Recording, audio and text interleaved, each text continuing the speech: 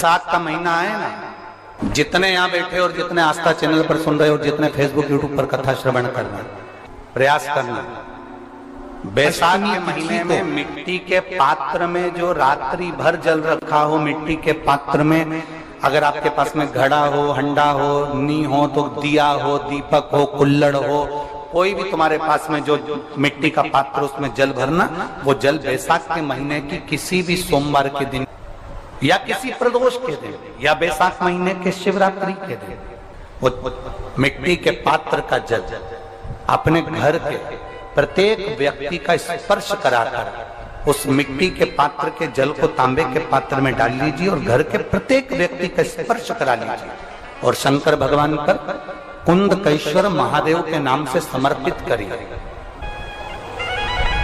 कभी जीवन में पीछे पलट कर देखने की जरूरत नहीं पड़ेगी, आप जाकर जल चढ़ाएंगे। आप भी बना लो एक नियम कि बैसाख महीने की शिवरात्रि मुझे भी शंकर भगवान को अपने दिल की बात कहते हुए, अपने मन की बात कहते हुए, रोग मुक्ति के लिए, कार्य सिद्धि के लिए, धन वैभव संपदा के लिए, समृद्धि के लिए मुझे भी जल चढ़ा, मैं भी जल समर्पित। एक लोटा पानी शिव जी को, उसमें बेलपत्र डालने के बाद हेड में उस जल को या कोई मिट्टी का सकोरा हो, बर्तन हो, घड़ा हो, कलश हो, उसमें भरा हुआ रखा हो, वो तांबे के पात्र में डाल लो, उसको ले जाकर चढ़ा दो। और एक और चीज का ध्यान रखना,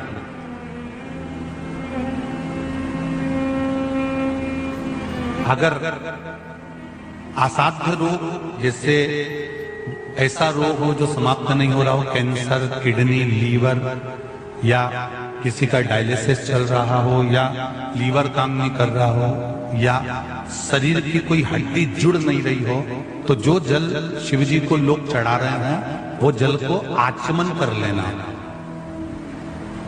और आचमन शंकर भगवान की छोटी बेटी अशोक सुंदरी के नाम से करना, उसका आचमन केवल अशोक सुंदरी के नाम से। और शंकर भगवान की सबसे छोटी लड़की अशोक सुंदरी नंदन वन में पैदा हुई, जन्म ली, नंदन वन में जन्म लिया। नंदन वन मतलब काशी। घर के छोटे बच्चों को भी बोलो, बड़ों को भी बोलो, बुजुर्गों को भी बोलो, चलो एक लोटा पानी चढ़ा के आते हैं, चलो। अगर कैंसर का रोग है या किडनी या लीवर या बुखार, पेट से जुड़ा हुआ, सिर से जुड़ा हुआ, कंधे से जुड़ा हुआ या घुटने से जुड़ा हुआ या रीढ़ की हड्डी में कहीं पानी भरा गया हो या कमर झुक रही हो, कोई भी रोग उधर से लेकर शरीर के अंदर नहीं भागता है और वो बेकार हो रहा है। तो बैसाख का महीना चल रहा है राकेश देवी जी, बैसाख का महीना चल रहा है। बैसाख के महीने की शिवरात्रि के दिन, बैसाख के महीने की जो शिवरात्रि आएगी, हर महीने शिवरात्रि आती है, तो बैसाख की जो शिवरात्रि है, इस शिवरात्रि के दिन सुबह 8 बजे से लेकर 11 बजे के बीच में एक लोटा पानी, उसमें थोड़ा सा बेल का फल मिल जाए, उस फल का थोड़ा सा भाग, या तो बेल का फल का अगर छिलका मिल जाए तो उसमें पानी भरकर तांबे के लोटे में डाल लो, या बेल का फल नहीं मिले तो बेलपत्री को लेके उसमें डुबो दो और डुबो के बेलपत्री को बाहर निकाल दो। वो पानी भगवान शंकर को शिवरात्रि के दिन, बैसाख महीने की जो शिवरात्रि है, बैसाख के महीने में प्रत्येक महीने शिवरात्रि आती है, बैसाख के महीने की शिवरात्रि के दिन सुबह 8 बजे से लेकर 11 बजे के बीच में शंकर भगवान को अपना रोग और बीमारी का लेकर शंकर भगवान को जल समर्पित कर आ जाओ। बाबा पर विश्वास रखकर चढ़ाना, धीरे धीरे ठीक हो जाओ। शिव के भगवान शिव की सुबह के समय जाकर, और अगर बेलपत्री का पानी नहीं मिले तो मिट्टी के पात्र का पानी, आपको कथा में कहा है, मिट्टी के पात्र का पानी, वो भी शंकर भगवान को समर्पित कर सकते। जल बैसाख के महीने में शंकर पर शीतल जल समर्पित कर देने से शरीर के रोग समाप्त हो जाते हैं और रोग टिकता नहीं। शीतल और अगर शीतल जल का दर्शन करना हो तो कभी महाकालेश्वर अभियान, कभी आप लोग लाइव दर्शन करते हो महाकाल के, तो महाकाल के दर्शन करेंगे तो वैशाख महीने में 5-5 घड़े मिट्टी के महाकाल राजा के ऊपर बांध दिए जाते हैं जल चढ़ाने के लिए। कभी आप लोग चकलेश्वर महादेव जाए मथुरा वृंदावन में गिरिराज जी की परिक्रमा, चकलेश्वर महादेव पे 5-5 मिट्टी के घड़े शिव जी के ऊपर बांध दिए जाते हैं। कभी काशी जाएं तो वहां पर मिट्टी का घड़ा शिव जी के ऊपर रख दिया जाता है। क्यों? क्योंकि वो मिट्टी के पात्र का जल जब बैसाख के महीने में शिव पर गिरता है तो जो उस जल को समर्पित करता है वो रोग से मुक्त हो जाता है, बड़ी बीमारी में घिरता नहीं। जयंत ब्राह्मण के मुख से श्रवण कर लिया था कि बैसाख महीने में अगर शिवरात्रि पड़े और उस शिवरात्रि पर एक कलश का पात्र, लोटा तांबे का या मिट्टी में रखा हुआ जल पात्र में लेकर एक बेलपत्र का छोटा सा भाग उसमें छुआया हुआ, और फिर निवेदन कर रहा हूं अगर बेलपत्र उस दिन नहीं मिले तो पात्र लेकर चले जाना मंदिर में। मंदिर में शंकर जी पे तो बेलपत्र चढ़ी होगी ना, अरे बोलो तो जरा, चढ़ी होगी ना। उसी बेलपत्र को धोकर फिर जल के पात्र में उसको छुआकर फिर शंकर भगवान को भावों से, दिल से जो चाहते हो, धन वैभव संपदा सत्ता या रोग से मुक्ति, चाहे उदर से जुड़ी हो। हाँ, एक चीज का ध्यान करना, अगर संपदा के लिए, विवाह के लिए या विद्या के लिए या अन्य चीजों के लिए आप शिव जी को जल चढ़ा रहे हो तो उसके जल को उठाकर नहीं लाना है। और अगर रोग के लिए जल चढ़ा रहे हो कि मुझे ये तकलीफ है, घर में ये बीमारी चल रही है या रोग चल रहा है या किडनी का या लीवर का या कैंसर का या ब्लड प्रेशर का, तो जो जल तुमने समर्पित करा उसको लेकर आकर आचमन भी करना। कौन से दिन? जम के बोलो जरा। शिवरात्रि। शंकर कह रहे हैं, माँ उमा से, माँ पार्वती से मेरा महेश कह रहा है, मेरा बाबा भोलेनाथ, मेरा बाबा विश्वनाथ, मेरा त्रिकालदर्शी कैलाशी अविनाशी कह रहा है कि हे पार्वती,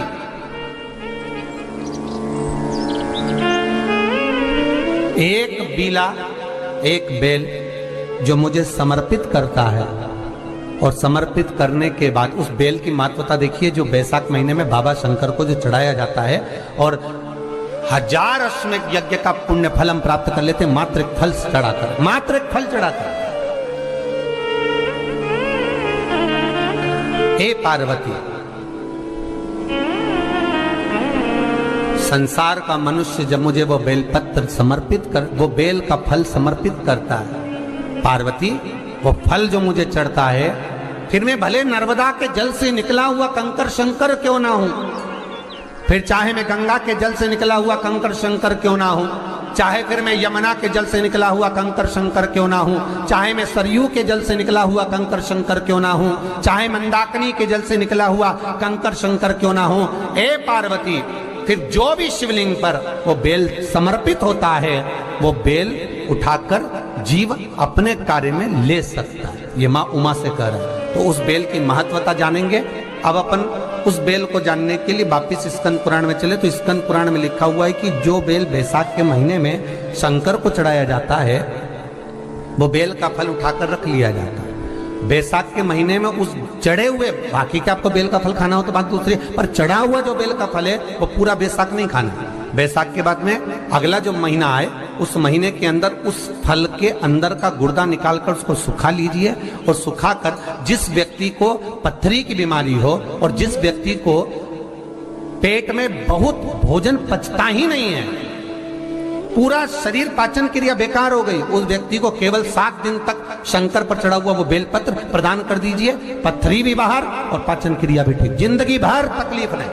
उस बैसाख में उस फल की इतनी महत्वता बाबा भोलेनाथ स्कंद पुराण, लिंग पुराण, नर्मदा पुराण, पद्म पुराण के अंतर्गत, शिव महापुराण के अंतर्गत वर्णन कर उसकी महत्वता। वो बेल का फल साधारण नहीं हो सकता। अब मंदार का जो पुष्प होता है, आंकड़े का जो फूल होता है, एक सफेद कलर का भी होता है और एक गुलाबी कलर का भी होता है। देखा है आप लोगों ने? बोलो, जम के बोलो, देखा है ना?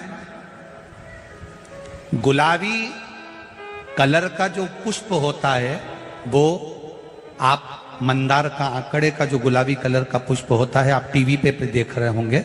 एक सफेद देख रहे होंगे, एक मंदार का गुलाबी फूल, नीला कलर का फूल देख रहे होंगे। जो नीला कलर का जो पुष्प होता है, गुलाबी कलर का जो आंकड़े का फूल होता है, प्रयास करना। जब किसी विषम परिस्थिति में फंस गए हो, विषम परिस्थिति, जब आपको लग रहा है कि मुझे बहुत भय लग रहा है, कुछ बुरा होने वाला, आपको लग रहा है आज मेरी उल्टी आंख बहुत फड़क रही है, कुछ गड़बड़ होने वाला है, आपको लग रहा है मेरी सीधी आंख फड़क रही, कुछ गड़बड़ होने वाला है, तब केवल वो नीला जो गुलाबी पुष्प है मंदार का, उसको कहीं से लाकर शिवालय में अशोक सुंदरी वाली जगह पर स्पर्श कर कर शिवलिंग पर आप चढ़ा दीजिए। आपकी विषम परिस्थिति कैसी भी होगी वो रास्ता बनाकर बाहर निकल जाएगी। आपको फंसना नहीं, परेशान नहीं। मंदार आंकड़ा, सफेद आंकड़े का पुष्प भी भगवान शिव को समर्पित होकर, जैसे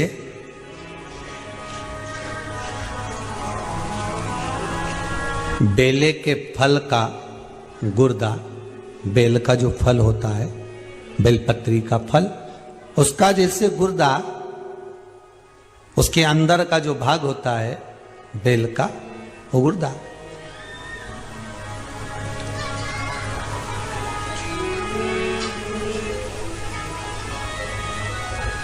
उसको अग्नि में जलाकर उसकी भस्म तैयार कर कर छान कर जब जब आपके यहां विद्वान ब्राह्मण शिव जी का अभिषेक कराते हैं, पूजन कराते हैं, तो उसमें लिखते हैं पूजन के साहित्य में बेलपत्री, धतूरा, दुर्वा, ये उसमें नीचे लिखेंगे भस्म। लिखते कि नहीं लिखते? लिखते हैं ना, भस्म अभिषेक में चाहिए रहती है। तब उस भस्म का थोड़ा सा भी भाग आप अगर शिव को समर्पित कर रहे हो तो ये जान लें कि शंकर मनवांछित फल प्रदान कर रहे हैं। शिव फल प्रदान कर रहे हैं।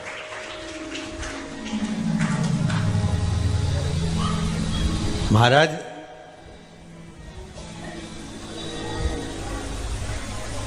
बेलपत्री के वृक्ष के नीचे बैठकर हाथ में एक बेलपत्र का पत्ता रखकर आप पंचाक्षर मंत्र नमः शिवाय, ओम नमः शिवाय या श्री शिवाय नमस्तुभ्यम या महामृत्युंजय मंत्र का स्मरण कर रहे हो, पर डंडी का भाग अपनी ओर, बेलपत्र की बीच वाली पत्ती का भाग बीच वाली उंगली की ओर रखकर अगर आप स्मरण कर रहे हैं और अपनी कामना कर कर बेलपत्री के वृक्ष के नीचे बैठकर उस पत्ते को सम्मुख रखकर बाबा से विनय कर कर एकांत में उस बेलपत्री के वृक्ष की छांव में, बेलपत्री के वृक्ष की छांव आप कामना कर कर उस पत्ते को शंकर भगवान के ऊपर समर्पित कर रहे हैं, तो ये जान कर रखें कि पार्वती और शिव का मिलन करवा रहे हैं और अपनी मनवांछित फल कामना पूर्ण करवा रहे हैं। क्योंकि शिव और पार्वती का जब मिलन होता है, शंकर पार्वती जब एक दूसरे के सम्मुख में होते हैं, शिव और पार्वती जब एक दूसरे के सामने अपने बच्चों के कारण एक दूसरे के सम्मुख में आते हैं, तो उनके चेहरे पर प्रसन्नता का भाव आ जाता। फल, मनवांचित फल की कामना आप जिस कामना के लिए कर रहे हैं, विवाह के लिए, नौकरी के लिए, सर्विस के लिए, व्यापार के लिए, रोग मुक्ति के लिए, आप जिस कामना से कर रहे हैं, ईश्वर महादेव, जो व्यक्ति पथभ्रष्ट होता है, जैसे मदिरा के नशे में पड़ गया, कहीं जुए में पड़ गया, कहीं मांसाहार में पड़ गया, कहीं व्यसन में पड़ गया, कहीं गलत काम में अगर कोई जा रहा है, तो श्रंभेश्वर महादेव के नाम से काली तिल भगवान शिव को समर्पित करी जाती है। महाराज, काली तिल को वापस उठाकर ले आते हैं। उसी काली तिल को जो मदिरा का नशा करने वाला होता है या जो गलत व्यसन में डूबा हुआ होता है, उसको वो सुबह के समय अगर नहीं खाता तो भोजन के साथ उसको दिया जाता है। श्रंभेश्वर महादेव।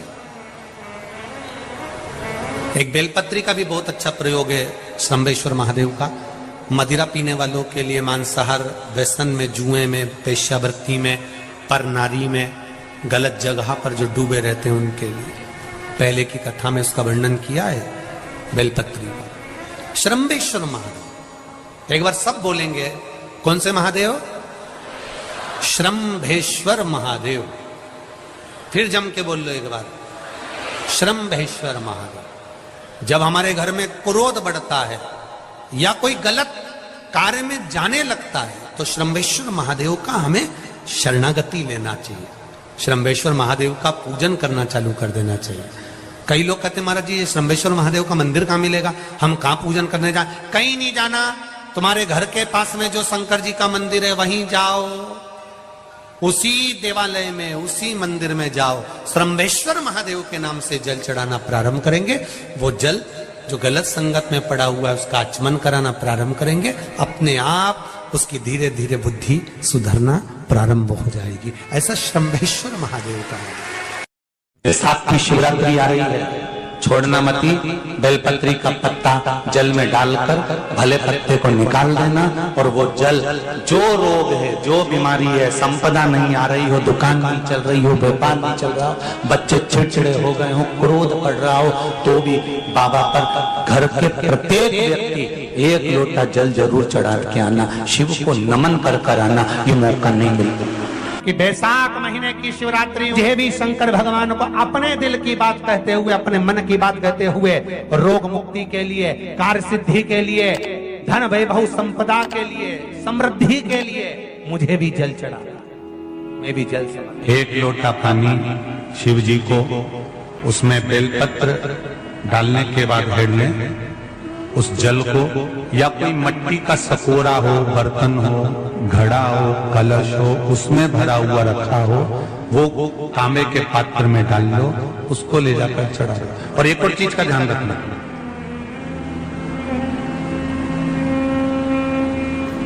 अगर असाध्य रोग, जैसे ऐसा रोग हो जो समाप्त नहीं हो रहा हो, कैंसर, किडनी, लीवर, या किसी का डायलिसिस चल रहा हो, या लीवर काम नहीं कर रहा हो, या शरीर की कोई हड्डी जुड़ नहीं रही हो, तो जो जल शिव जी को लोग चढ़ा रहे हैं वो जल को आचमन कर लेना। और आचमन शंकर भगवान की छोटी बेटी अशोक सुंदरी के नाम से करना, उसका आचमन केवल अशोक सुंदरी के नाम से। और शंकर भगवान की सबसे छोटी लड़की अशोक सुंदरी नंदन वन में पैदा हुई, जन्म नंदन वन में जन्म। नंदन वन मतलब काशी। घर के छोटे बच्चों को भी बोलो, बड़ों को भी बोलो, बुजुर्गों को भी बोलो, चलो एक लोटा पानी चढ़ा के आते हैं, चलो। अगर कैंसर का रोग है, या किडनी, या लीवर, या बुखार, पेट से जुड़ा हुआ, सिर से जुड़ा हुआ, कंधे से जुड़ा हुआ, या घुटने से जुड़ा हुआ, या रीढ़ की हड्डी में कहीं पानी भरा गया हो, या कमर झुक रही हो, कोई भी रोग उधर से लेकर शरीर के अंदर ही भागता है और वो बेकार हो रहा है। तो बैसाख का महीना चल रहा है, राकेश देवी जी